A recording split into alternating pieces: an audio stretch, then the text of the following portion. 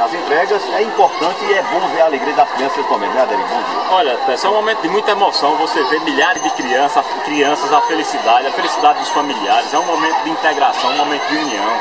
Chegando mais um Natal, mais um final de um ano, o prefeito Ageno Neto, com a preocupação que tem tido, a sensibilidade, transformou Iguatu e continua no seu trabalho.